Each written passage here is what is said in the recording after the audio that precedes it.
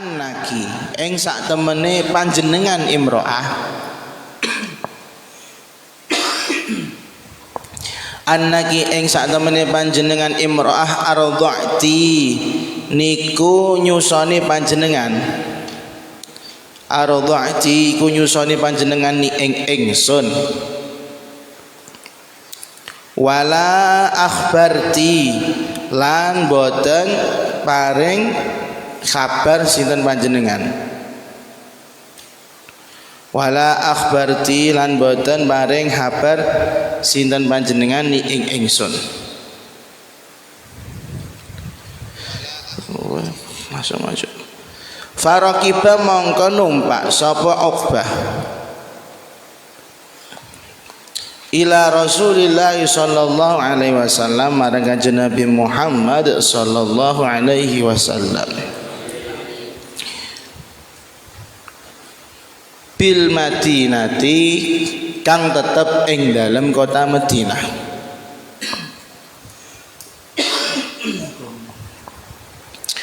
fasa'ala mongko takon sapa Uqbah fasa'ala mongko takon sapa Uqbah hu ing Kanjeng Nabi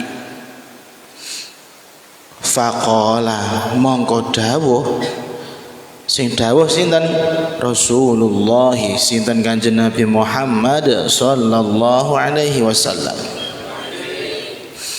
dawuh ngeten kaifa wa qad qila kaifa kaya apa masalah maksudnya masalah iku mau kaifa kaya apa waqt qila lan temen-temen wis den ucapake apa masalah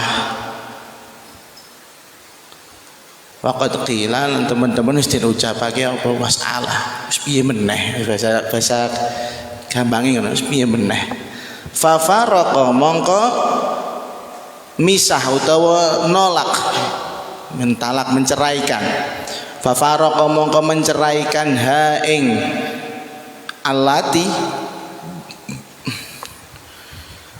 sing menceraikan sapa Uqbah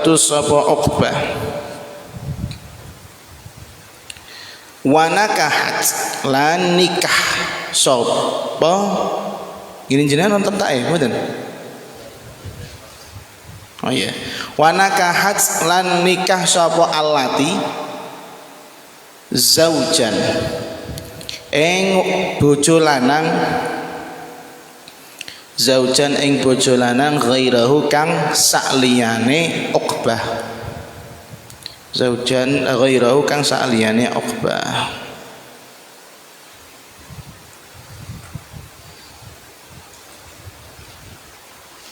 Masya Allah ini kita harus terlebih dahulu tahu permasalahan posisinya perempuan dan posisinya laki-laki dalam perihal kesaksian. Di dalam Islam dari dulu kesaksiannya wanita satu itu tidak bisa mengalahkan kesaksiannya lelaki satu. Paham ya? Ini harus kita pahami. Jadi nek ana wong bersaksi kok wedok iku minimal kudune wong wedok dua harus itu. Tapi dalam kasus ini yang bersaksi satu. Gini ceritanya, seorang sahabat namanya Uqbah ibn al-Harith al-Qurashi al-Makki. Beliau adalah orang Mekah. Suatu hari beliau menikah dengan anak perempuannya Ihab ibn Aziz, Abi Ihab ibn Aziz. Wanita ini yang dinikah namanya Ghaniyah, ghain nun ya tak bundel, Ghaniyah. Wong wedok sing sugih nek basa artine kan ngoten Ghaniyah. Jadi Uqbah pertama kali nikah itu sama Ghaniyah.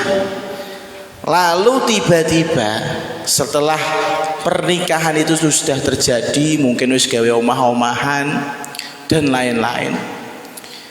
Ternyata ada seorang perempuan tiba-tiba ngomong sama Uqbah, Uqbah, ketahuilah sebenarnya aku itu pernah menyusui kamu dan juga wanita yang kamu nikahi ini.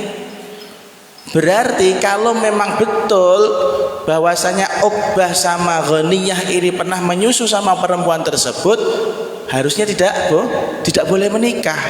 Soalnya menjadi dulur persusuan. Kan mahram mahram ya, nggak boleh dinikah. Akhirnya Uqbah bingung lah, piye wis kawin wis rabi wis kasep bleng misale deh, wis kasep bleng ya. Bagaimana, apa yang terjadi?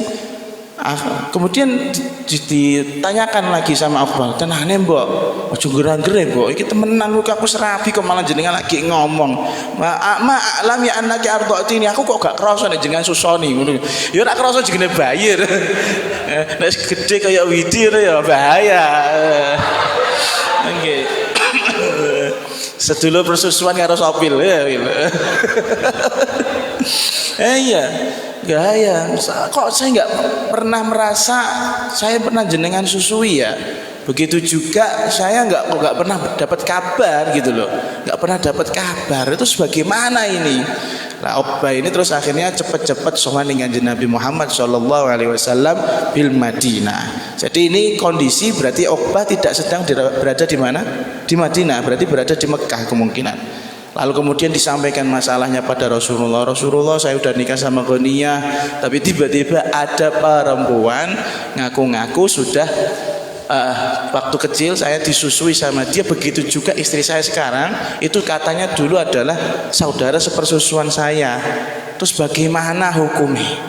Nah di sini yang harus kita ketahui.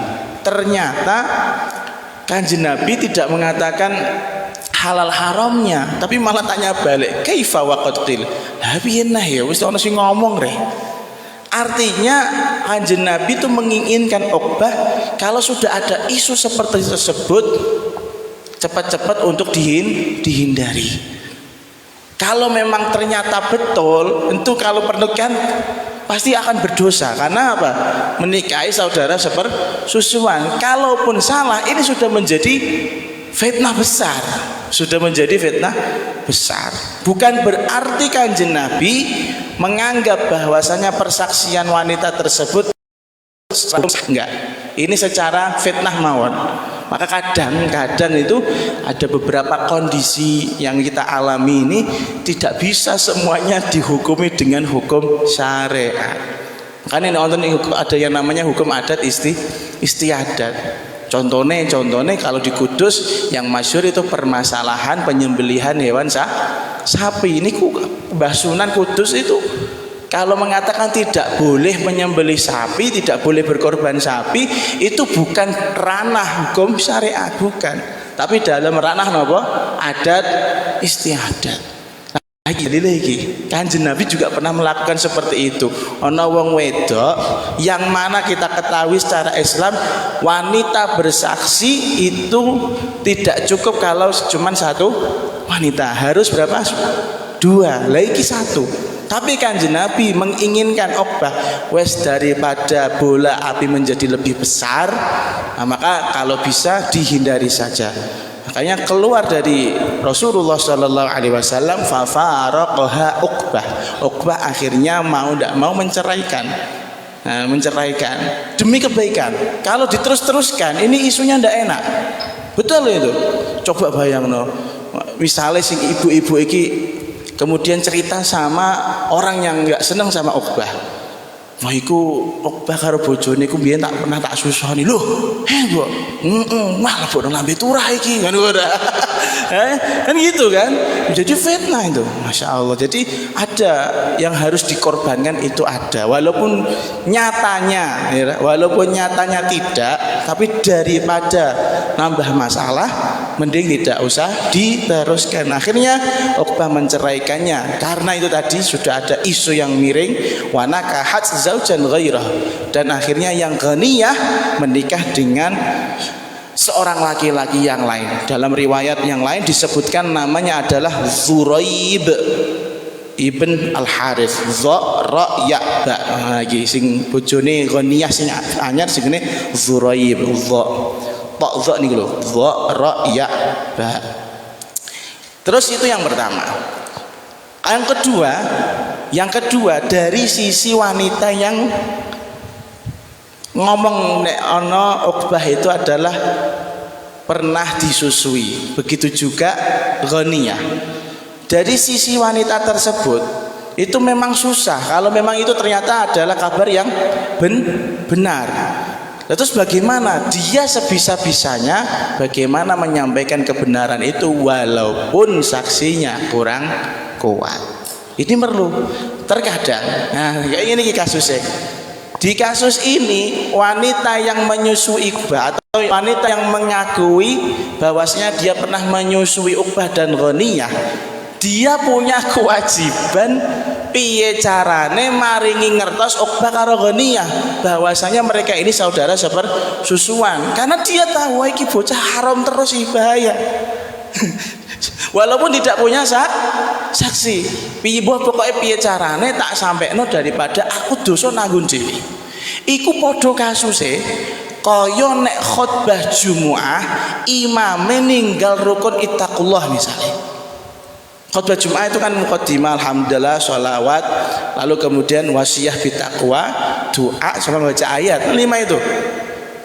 Kalau kurang dari satu misalnya, yang sering ya, yang sering itu ittaqullah. Yang sering itu ittaqullah muqaddimah 2 lali ya ayo padahal ittaqullah usikum nafsi bitaqwallah niku lho. Niku lali otomatis kan Jumatane mboten sah. Lah biasane sing nyadar iku wong siji loro. Mentok-mentok wong siji. Ku wong goblok sisan. Nah, repot ini. Repot. Jadi ketika koyok khutbah ngoten niku boten sah, maka orang yang tahu kalau itu gak sah, mbah piye carane ngelingno kepada takmir masjid, kemarin imammu itu loh kurang anggene napa? Anggene khutbah rukun itu ada yang kurang. Akhirnya menjadikan khutbah Jumat menjadi tidak sah, bahkan ritual Jumat tidak sah. Itu kenyataannya pahit apa ndak ngelingno kiai? Pahit, masuk santri lagi kelas seluruh MPTS bisa seluruh loro ya. Serana setengah itu kesergep bener. Arep ning di MPTS dijokok di kelas GSG. Mboten. GSG wong ya ora apa-apa, wis ora apa-apa kelas dhuwur pol berarti. Nganggo lip mboten. Mboten mareng. Terus mlaku sikil munggah ngono. Alhamdulillah olahraga iso-iso. Pengen kuat gawa kering kok tempe kok pondok ben kuat. Nah, tak beleni meleh. Saya ulangi lagi, kasusnya wanita yang mengakui pernah menyusui Ghaniyah sama Uqbah. Walaupun dia sendirian, kalau memang melihat sebuah perkara yang haram atau perkara yang genting, itu dia berkewajiban untuk menyampaikan walaupun pada akhirnya misalnya pendapatnya tidak disampaikan atau tidak dilaksanakan. Kan masalahnya ini tadi si Ghaniyah sama Uqbah itu menurut versi dia adalah sepersusuan. Nek sepersusuan berarti aslinya tidak boleh melakukan pernikahan. Lha padha koyo mau kasus mau. Sampean malu Jumatan delalah khatibe niku wong rada MD apa kepiye lah pokoke rada gaya era ittaqullah kelewat. Cara madzhab Syafi'i jelas ini Jumatan ndak sah. Sing dosa sak masjid. Lho. Sing wis dosa meneh nek sampean ngerti ora gelem ngandani lah iku repot. Maka untuk menggugurkan kewajiban tersebut, ya minimal disampaikan mau dilaksanakan atau tidak urusan mereka. Nah ini bodoh. Ini adalah pelajaran penting bagi kita terkait hadis ini, bahwasanya ketika Anda mengetahui ada sesuatu yang tidak sesuai dengan syariat, jika dimungkinkan untuk disampaikan, sampaikan dengan cara yang baik. Kayak misalnya khutbah mau, ya, khutbah mau ana sing kurang di masalah apa? Rukune. Maka paling enak biasanya saya pernah melakukan itu, saya kirim suratnya tak alamatkan ke pengurus takmir masjid, suruh naruh di dekat pengimaman atau mimbar. Nah, nanti kan mesti mencolok itu diambil sama pengurusnya. Ben ora dadi keker iki sapa sing nulis surat iki. Ini ngono ra. Nek misale saya adalah fulan bin fulan nomor sekian WA sekian wal diteror kowe engko ya. Nah, jadi masalah. Nah, gitu cara mengingatkan. Begitu juga Anda ketika menjadi pemimpin juga harus melihat kemaslahatan yang lebih umum. Ini kan dua orang yang punya masalah, tapi kalau diterus-teruskan ini juga bubrah kabeh menjadi bahan omongan. Kuatire mangke Uqbah sama Ghaniyah kalau punya anak dikatakan anak haram. Mosake meneh niku repot ini. Maka terkadang hukum syariat itu bukan tidak di apa ya, bagaimana istilahnya gitu. Oh gini, terkadang hukum syariat harus dikomparasikan atau disejajarkan dengan adat istiadat. Makanya ada kaidah fikih al-adah muhakkamah. Adat itu bisa dijadikan pegangan hukum. Ngoten nggih, paham nggih? Makanya kadang hukum nduk mriki nyembelih sapi itu bisa jadi haram betul daripada nyembelih sapi ning gini Jepara misal, atau bahkan misal sampean di Bali niku nyembah sapi salah satunya ya, bener. Nah, nyembelih sapi ning gini Bali lho jak geger kowe. Iku toleransi beragama milang itu kono. Nah, kaya ngono niku bisa jadi haram malah. Al-adah muhakkamah, karena adatnya mereka enggak boleh menyembelih sapi pun. Terus al hadithul khamis wal 20 utawi kiku hadis kang kaping 20. An Umar dan riwayatake saking sahabat Umar radhiyallahu anhu qala, dawuh sinten sahabat Umar,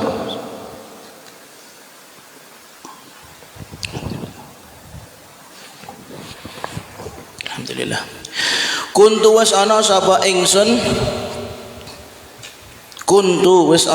ingsun ana ya ingsun Sayyidina Umar wajarun lan tonggo li kedue ingsun wajarun lan tonggo li kedue ingsun minal ansori bayane saking sahabat Ansor.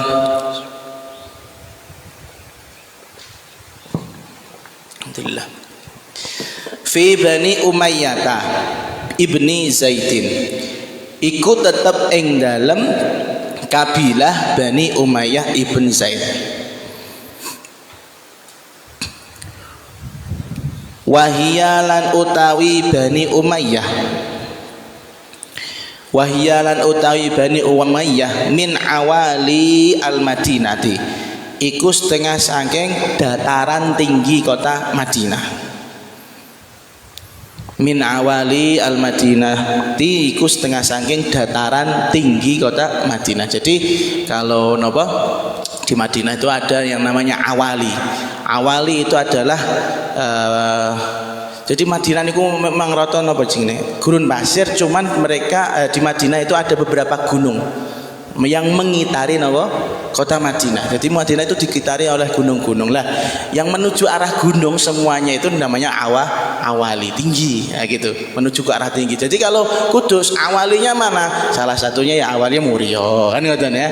Awalinya lagi mana? Ke arah wetan berarti gunung ono apa gunung nduk kono? Terasi. Wis pokoke ngoten ke arah Semarang ada apa gini Semarang nih Ungaran dan lain-lain. Kayak ngoten iku jenenge awali. Paham nggih? Gunung apa? Wah bahaya ta. Wa kunna lan ana sapa kita maksudnya Umar dan Jar. Maka saya kalau awali saya ingat termasuk resep Kanjeng Nabi sing biasanya kena jin-jin ya. Dek wingan ngomong jin ini nyambung lagi. Sing kena jin-jin Kanjeng Nabi itu pernah kasih resep kepada kita kalau ada orang makan kurma ajwah yang hitam banget ini loh, sing nek dipangan iku panas rasane. Lalu kemudian 7 buah kurma setiap pagi dari awali Madinah. Bahasa dari dataran tingginya kota Madinah, maka itu adalah ruqyah syariah yang manjur. Nah, insya Allah gak ngasih 40 dino wis blokean setane. Nah, gitu loh. Mungkin sampean bingung loh, kok iso ya? Apa hubungannya kurma karo jin? Kok jin ora apa jenenge wong kena jin ditambani dengan yang manis-manis. Ditambani dengan manis-manis. Loh, ini ada syaratnya. Tidak semua manis itu bisa menjadi obat. Harus kurma, dan kalau bisa ajwa, dan kalau bisa dari awali. 3 ini harus dipenuhi. Kalau cuman gulali nggak cukup. Diabetes ini jadinya. Apa meneh gula Jawa, gula Jawa ini udekane Mas Arifin misalnya, harus singkong, duit tambah singkong enak gitu kan? Enggak bisa diganti, harus awali ajwa, kemudian dari Madinah, dari kota Thaif misalnya, atau dari kota Kudus atau kurma, nggak iso, nggak manjur. Kemudian yang kedua, kenapa jin itu bisa kalah dengan hal tersebut? Karena mungkin itu sudah disabdo kali Kanjeng Nabi. Barang yang sudah disabdo atau sudah di sabdo ini udah bahasa Indonesia ini apa ya? Sumpah karo Kanjeng Nabi. Nah, ngoten. Barang kalau sudah dilesankan, diucapkan atau disentuh oleh Kanjeng Nabi, semuanya menjadi berkah. Lah setan itu ora barokah, ngoten lho.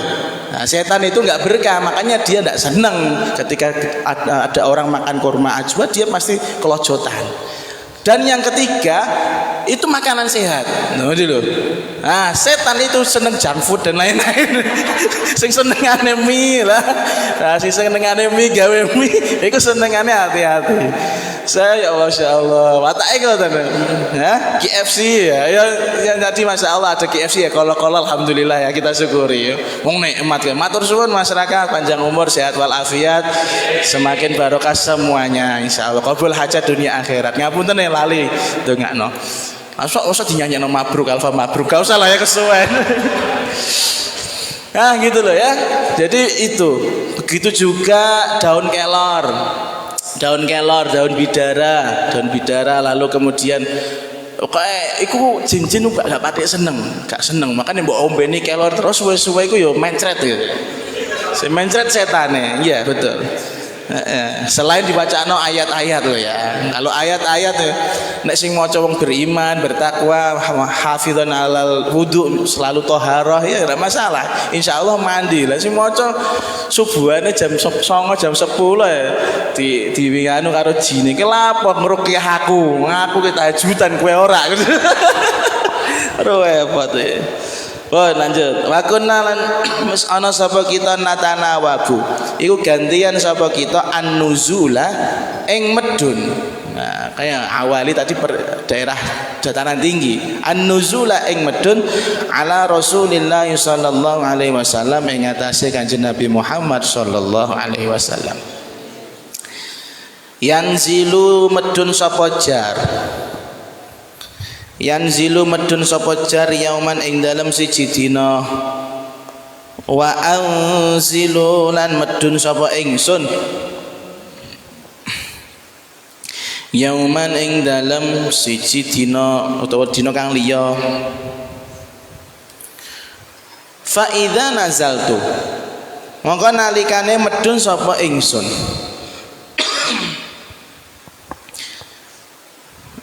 fa idza nazaltu mongko nalikane medun sapa ingsun jitu teka sapa ingsun hu ing jar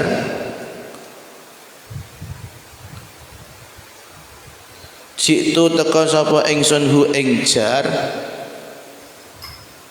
bi khabari dzalikal yaumi kelawan kabare mengkono-mengkono dina minal wahyi bayane saking wahyu anyar wa ghairihi lan liyane wahyu wa idza nazala lan nalikane medun sapa jar wa idza nazala nalikane medun sapa jar Fa'ala mongko agawe sapa jar.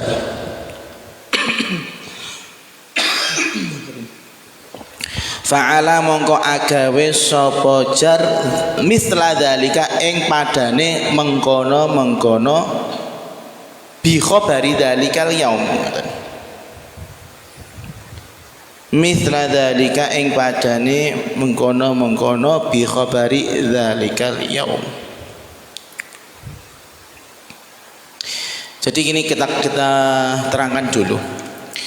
Suatu saat Sayyidina Umar bin Khattab radhiyallahu anhu itu cerita, saya memiliki seorang tetangga dari golongan Ansor yang mana kami sama-sama memiliki rumah di Bani Umayyah.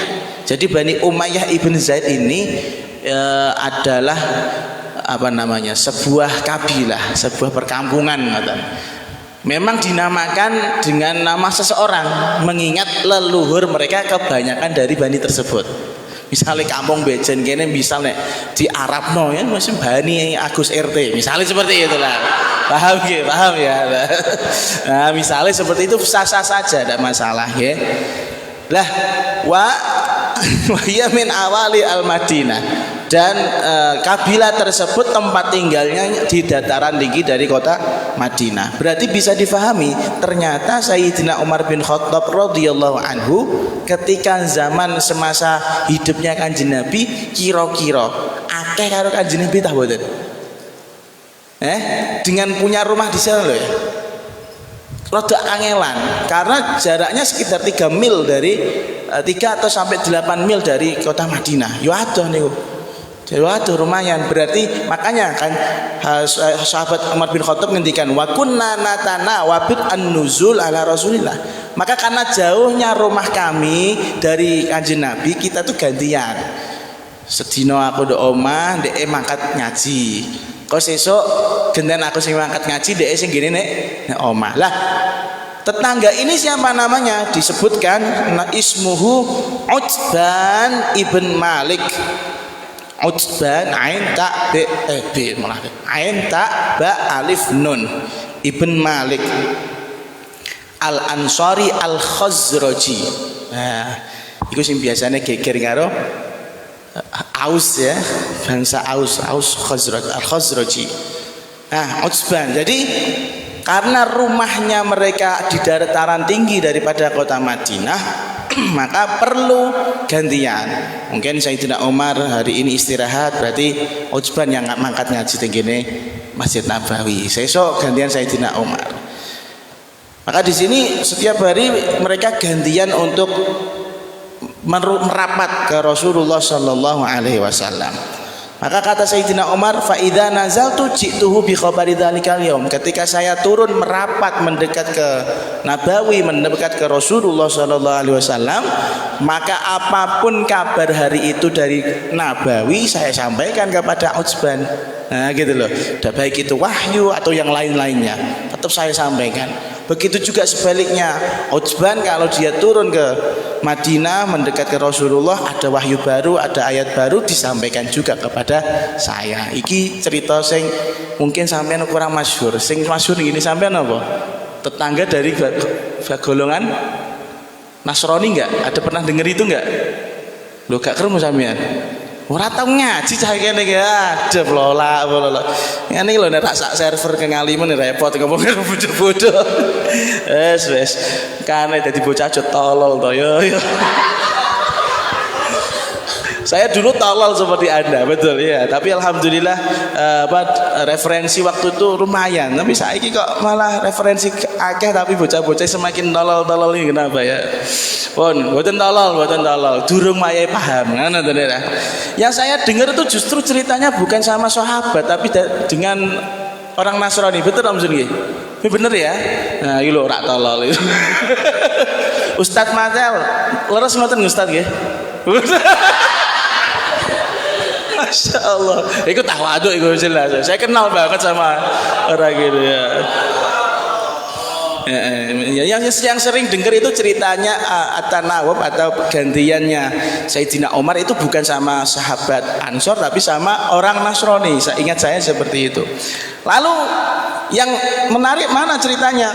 Fanazala mongko medun sahibi sapa kanca ingsun utawa tangga ingsun iku mau Al-Ansariyu kang bangsa sahabat Ansor yauma naubatihi ing dalem dina gilirane sahibi yauma naubatihi ing dalem dina gilirane sahibi fadharaba mongko gedor-gedor sapa sahibi kan mukul-mukul pintu alias gedor-gedor fadharaba mongko gedor-gedor utawa mukul-mukul sapa sahibi babi ing pintu omahku aja babi ya. Sayyidina Umar ada babi ya. Ngapunten nggih aja sere ya tak arani tolol ya. Kita semua itu tolol semua. Ya, tolol itu dalam artian ya, semua kita sesat semua ya. Makanya ghairil maghdubi alaihim waladdallin. Nah, itu. Makanya kita selalu meminta kepada Allah semoga tidak ditololkan seperti orang-orang Yahudi dan Nasrani kan gitu ya. Allah karim. Dorban kelawan gedor-gedor. Syadi dan yang banget, gedor-gedor tenanan. Bismillah. Faqala mongko ngucap sapa sahibi Asamma huwa. Asamma itu bukan dari ismun ya, tapi hamzah istifham sama thamma. Ai ahunaka huwa. Ana ta ing dalem mengkono-mengkono panggonan. Asama ana ta iku tetep ing dalem mengkono-mengkono panggonan huwa hiya sapa Umar. Nek ora paham nek bahasa Arabe afil baiti Umar. Apa kok Umar ning omah. Fa fazi'tu mongko kaget. Kaget. Fa fazi'tu mongko kaget sapa ingsun. Fa kharajtu mongko metu sapa ingsun ilaihi marang sahibi. Ilaihi marang sahibi. Faqala mongko ngucap sapa sahibi. Hadatsa was terjadi. Wis anyar teko alias terjadi. Amrun apa perkara azimun kang gedhe. Geger geden. Jadi masa bahasa geger geden itu zaman sahabat ya sono. Iki nyatane. Geger geden iki mar. Fadakhaltu mongko mlebu sapa ingsun. Fadakhaltu mongko mlebu sapa ingsun ala Hafsata ing atase Hafsah. Siapa Hafsah? Istrinya kanjeng Nabi Muhammad SAW. Dan apanya Sayyidina Umar? Putrinya, termasuk salah satu yang pernah menyimpan salinan Quran yang asli. Fa idza mongko dumadaan hiya utawi hiya Hafsah. Hiya utawi hiya Hafsah tabeki iku nangis-nangis sapa Hafsah. Karim. Fakultu mongko takon sapa ingsun Umar. Atallaqakunna. Atallaqa ana ta was megat. Atallaqa ana ta was megat. Cerai kunna ing sliramu. Si megat sinten Rasulullah sallallahu alaihi wasallam. Alhamdulillah. Qalat mongko jawab sapa Hafsah. Qalat mongko jawab sapa Hafsah la adri boten ngertos kula. La adri boten ngertos sinten kula. Summa dakhaltu nuli keri-keri mlep manjing sapa ingsun. Summa dakhaltu nuli keri-keri manjing sapa ingsun alan nabiyyi ing atase Kanjeng Nabi Muhammad sallallahu alaihi wasallam.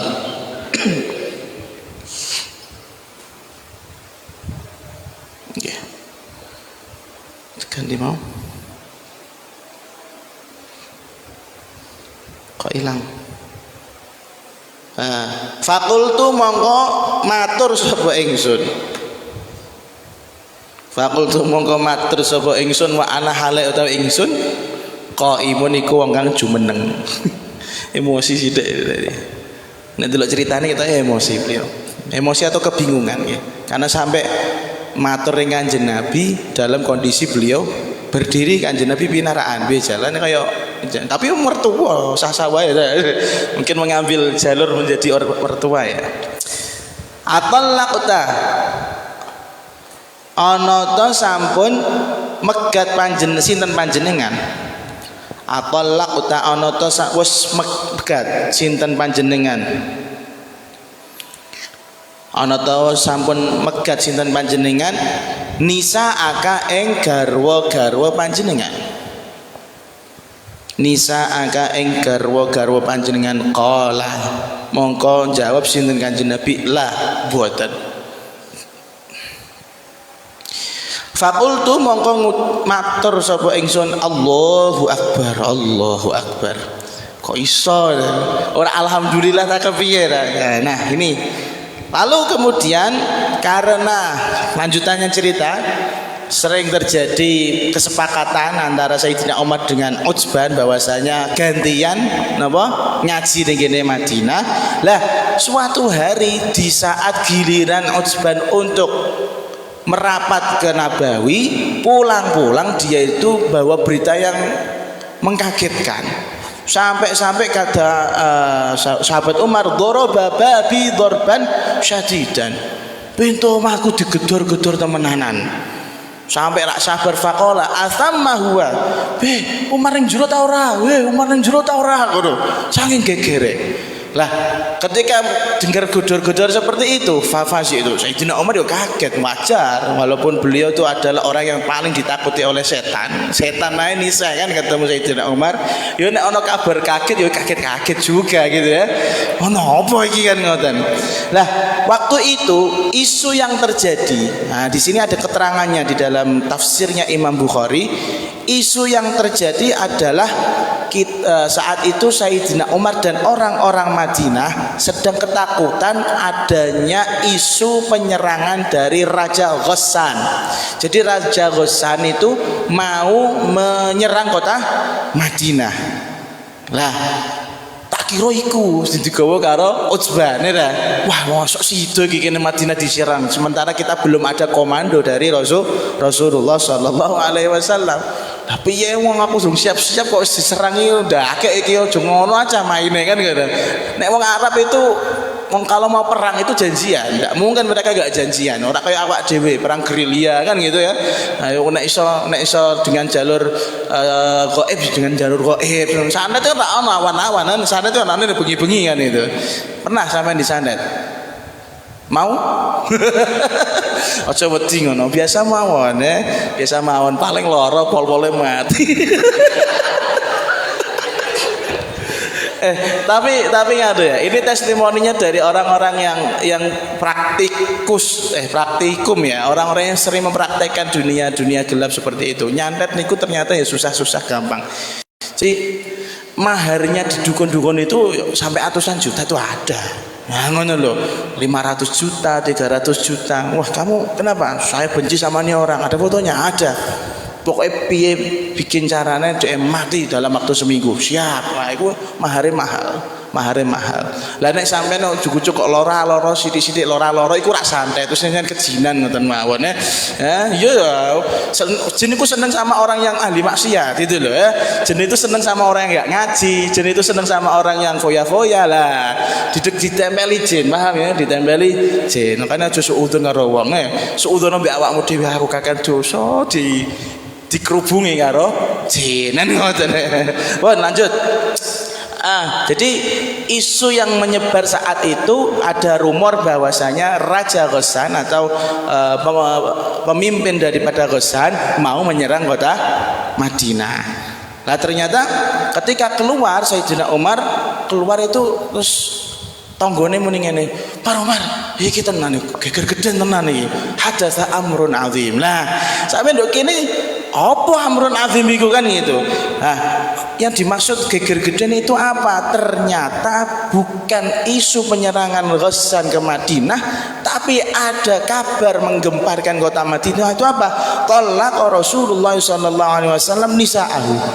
Ada kabar Kanjeng Nabi menceraikan istri-istri beliau. Wah, jadi sahabat Umar itu digedor-gedor pintu nih. Kenapa? Karena punya kepentingan putrinya adalah salah satu istrinya Rasulullah Sallallahu Alaihi Wasallam, yaitu Sayyidah Hafsah. Makanya di sini tuh qultu, Sayyidina Umar di dalam riwayat yang lain mengatakan, qad kuntu adzunnu anna hadza kainun. Saya mengira saat itu ketika dikasih kabar sama Utsman, saya mengira ini adalah fakta, bukan hoaks, berita yang asli.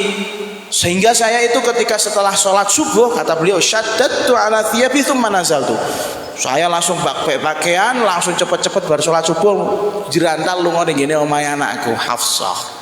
Jadi kejadian berita ini bengi-bengi, gregetno to, ya bengi-bengi ngaget, jam 12 bengi gedor-gedor, anakmu dicerai, rene, iku bapak endi sing rak teratap, wis wengi rak iso turu iku, wis pokoke engko subuh aku moro kan ngoten. Sama, Sayyidina Umar juga sama. Setelah beliau mendapatkan kabar malam-malam seperti itu, subuhnya pokoknya niat bar salat subuh jirantal ngembun ning kota Madinah. Apa lu ngobar subuh di kono apa nek pelaku nak ngembun kira ya, ngembun tapi mau ke Sayyidah Hafsah.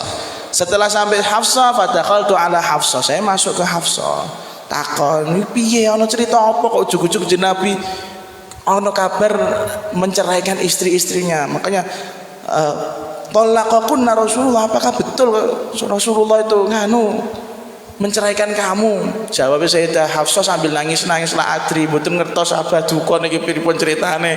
Kula arti apa-apa padha wae kok ana kabar kaya ngono iku. Dadi bingung padha wae. Wah, Sayyidina Umar tambah merempeng nih. Piye ta kok ujug-ujug ana apa iki Kanjeng Nabi kok aneh kan ngoten. Ya kan seakan-akan fakta, karena yang bawa ini teman karib masalahnya. Ini hati-hati, teman karib itu kadang ngeprank sering ngoten niku. Nah, akhirnya sahabat Umar itu sampai datang kepada Kanjeng Nabi, wa ana qaim, kata beliau. Aku ngene ngarepan Kanjeng Nabi sampai ora nggo toto waktu itu, kata beliau. Kan wa ana qaim, kan Kanjeng Nabi ku pinara. Seharusnya murid sama guru kan nek gurune pinara ya muridnya piye-piye carane munduk kan ngoten. Iki ndak, wa ana qaim, takon dalam keadaan berdiri saking emosinya. Tapi bukan emosi dengan berita dengan Kanjeng Nabi. Bener apa ora cerita iki ngono lho kan.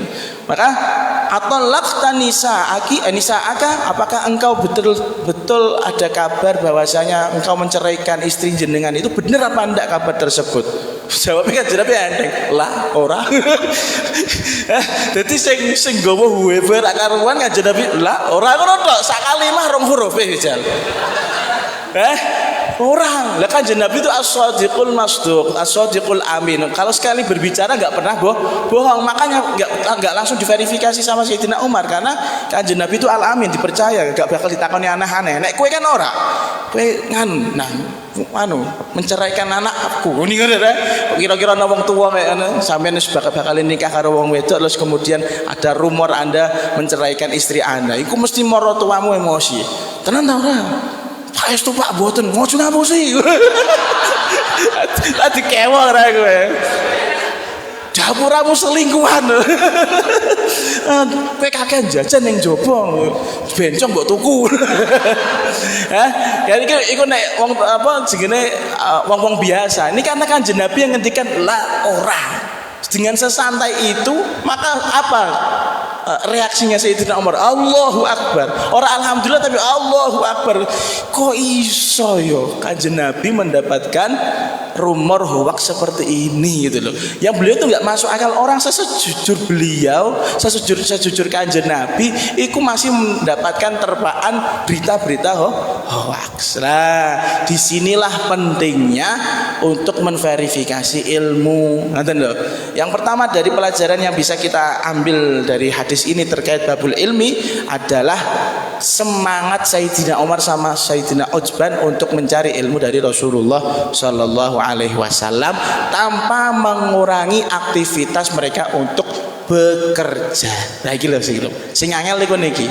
Sampeyan enak semuanya makom tajrid. Kita itu enak diposisikan oleh Allah Subhanahu wa taala, saya sebagai guru atau sebagai ustadz, kemudian sampean sebagai santri. Ini adalah semua makom tajrid. Tapi nek wis muni bot gawe, wis muni pados nafkah, itu ada aja alasan orang-orang untuk tidak mau mangkat ngaji. Gitu betul. Orang niku nek wis kejarang di anak bojo ngakune wis sibuk ora kober ngaji. Lah kowe karo Sayyidina Umar iku luweh mulya sapa? Wong omahmu ning omah ana wifi, YouTube juga full dengan ngaji. Kenapa katamu tidak ada kesempatan untuk ngaji? Padahal HP itu adalah dari bangun tidur sampai mau tidur pun kelonane ya karo HP. Nah, ngoten. Kuota yo turah saiki murah kan ngoten ya. Kok iso muni ora ana kesempatan ngaji kuwi kok endi? Delok Sayyidina Umar, gak ada kuota, gak ada internet, gak ada wifi, omahe ada. Jadi sehari mangkat kerja, sehari mangkat sinau. Dikoberno orang yang paling bertakwa, dan harusnya beliau menjadi, kalau ada orang saat ini seperti Sayyidina Umar bin Khattab imannya, saya kira gak usah perlu ngaji deh. Ya enggak, wali kok sudah menjadi Habibullah, sudah menjadi kekasihnya Allah. Nah, tapi kan sekarang ini zaman lucu ya, dikejar-kejar, wah Gus kok ngaji terus, mau ning kerjaan putek malah jenengan jak ngaji, enak keliling jalan-jalan lah dong. Nah yo ngene iki lho, wis iki pikiran-pikiran tolol itu seperti itu. Ayo delokan wong-wong sing giling-giling kaya ngono, sing wis terkadung sesat sing kaya ngono, balik ring ndi? Ngaji kok bejal. Malah kita yang sudah tahu ngaji malah pengen beruat-beruat ganti ndi. Lah iki bahaya. Nah, jadi kita harus malu ya, malu dengan Sayyidina Umar sama Sayyidina Utsman. Mondoke ngajine ku adon. Awak dhewe kepinu sampai mbok tinggal turun iki manggon ngaji rak masalah lho bejal. Ya, sampai kepenak seperti itu. Lalu kemudian yang kemudian bahwasanya verifikasi berita, apalagi itu berita menyangkut kehormatan keluarga Anda, betul-betul dicari, jangan sampai menjadi fitnah yang membesar. Apalagi Kanjeng Nabi ini, kasihan banget ini Kanjeng Nabi, ora lapo-lapo diisukan menceraikan istri-istrinya lah saake. Maka kita sebagai orang yang punya kuasa, punya andil untuk bisa mengurangi fitnah tersebut, ya kudune melu backup. Kanjeng Nabi enggak punya tendensi apa-apa. Mungkin pernah menawarkan, ya nisa an-nabi lastunna ka ahadin, ya yang bahwasanya Allah Subhanahu wa taala menghentikan, wahai para istrinya Rasulullah, kalian itu tidak sama dengan wanita yang lain. Ketika melakukan kebaikan maka ganjarannya menjadi double, tapi ketika melakukan keburukan maka keburukannya juga menjadi double karena punya status gitu loh. Lah kalau kita punya orang-orang keluarga yang memang sebenarnya mereka tidak melakukan hal yang bejat, maka Anda juga perlu untuk membela, menginvestigasi berita tersebut. Misalnya anaknya sampean, naudzubillah dirumorkan, wah karo lanangan kayak gampangan misalnya nek bengi karo nganu barbaran jebule tukang ojol ya. Tapi saiki ojol ya bahaya kok ya. Chattingan ngono kuwi bahaya. Pokoknya hati-hati kalau Anda punya kesempatan untuk membela diri dan itu benar, lakukan. Jangan sampai menjadi fitnah yang lebih besar. Kaitannya dengan ilmu tadi, bab ini kaitannya dengan ilmu adalah semangatnya Sayyidina Umar dan Sayyidina Utsman dalam mencari ilmu. Lawak dhewe sudah diposisikan seperti ini, mondok cedak karo sekolah cedak karo pondoke, iku disyukuri bro, temenan. Saya itu kemarin nek gluwane Mas Toya nggih. Mas Toya iku nek gluwe toh kan nak gelem kuliah mau nduk ning liya-liyane to. Lah napa kuliah ning liya-liyane? Ning kene Al-Fatah niku rasane Mekah Madinah kok ngono lho.